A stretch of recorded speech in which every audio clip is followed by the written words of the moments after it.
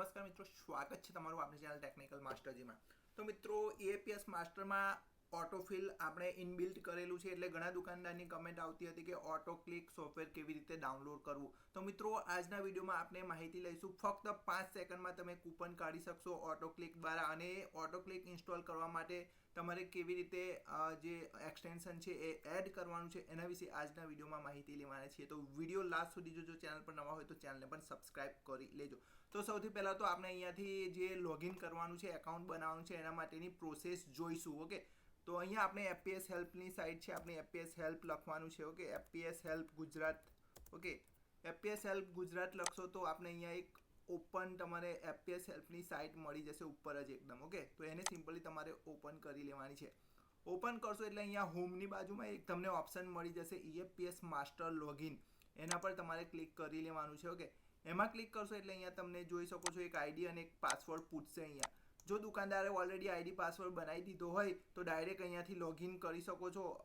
આ સ્ટેપ તમે છોડી અને આગળનો સ્ટેપ જોઈ શકો છો. ઓકે, તો અહીંયા સૌથી પહેલાં તો તમારે એક ઓપ્શન મળે છે નવું એકાઉન્ટ બનાવો. ઓકે, તો એના પર સિમ્પલી ક્લિક કરવાનું છે. ઓકે, તમે અહીંયા જોઈ શકો છો નવું એકાઉન્ટ બનાવો પર ક્લિક કરીએ એટલે અહીંયા તમને આ રીતે ઓપ્શન પૂછશે. તો અહીંયા સૌથી પહેલાં તો તમારે જે દુકાનનું નંબર હોય, ઓકે, દુકાન નંબર હોય તો એ રીતનું દુકાન નંબર લખી દેવાનો છે. 20110 દાખલા તરીકે મારો નંબર છે તો લખી દીધો. અહીંયા કોઈ પણ નામ હોય તો નામ જે તમારું દુકાનનું નામ હોય એ લખી દેવાનું છે. ત્યારબાદ તમારો જે મોબાઈલ નંબર હોય એ લખી લેવાનો છે.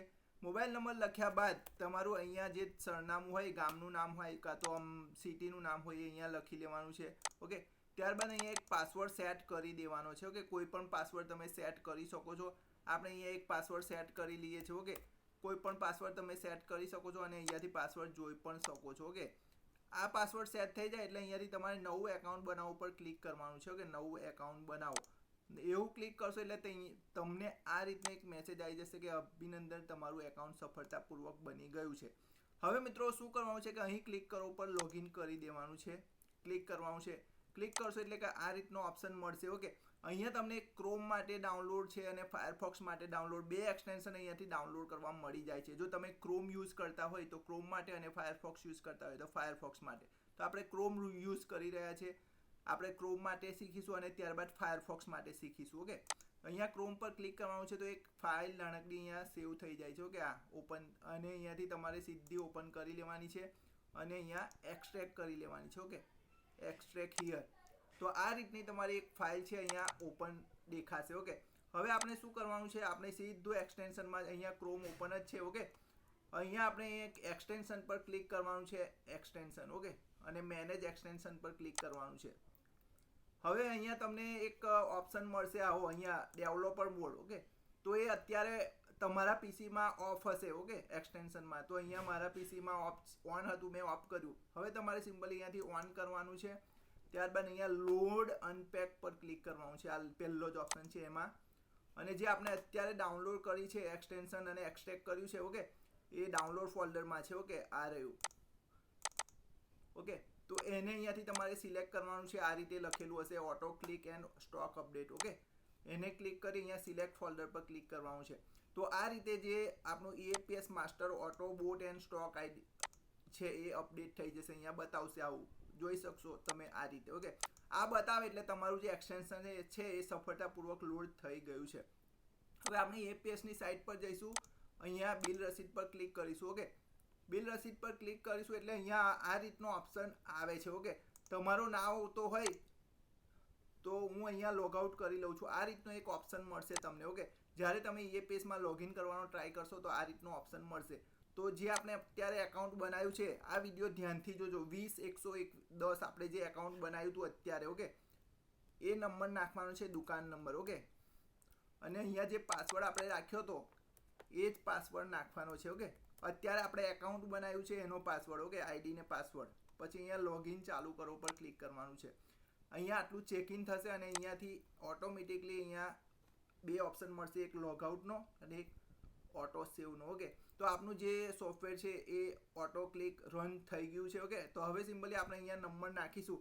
કોઈ પણ નંબર નાખીશું તો ઓટો ક્લિક ઓટોમેટિકલી ચાલવા માંડશે. ઓકે, અહીંયાથી તમારે નંબર નાખવાનો છે, નેક્સ્ટ કરવાનું છે, તો બધું ઓટોમેટિક થવા માંડશે. ઓકે, તો આ તો થયું કે ક્રોમ માટે કેવી રીતે તમે ઇન્સ્ટોલ કરી શકો છો એક્સટેન્શન. હવે આપણે મોઝિલા માટે કેવી રીતે ઇન્સ્ટોલ કરવાનું છે એના વિશે માહિતી લઈએ.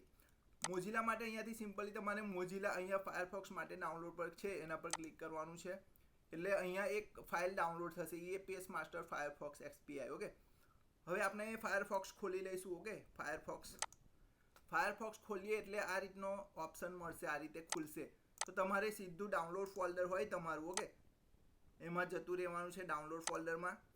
અહીંયા આપણી ફાઇલ અત્યારે જે આપણે ડાઉનલોડ કરી છે એ, ઓકે, એ ફાઇલ અહીંયા બતાવે છે. હવે સીધું અહીંયા તમારે અહીંયા એક્સટેન્શનમાં જવાનું છે. ઓકે, એક્સટેન્શનમાં જઈ અહીંયા તમારે સીધી આ ફાઇલ પકડવાની છે અહીંયાથી,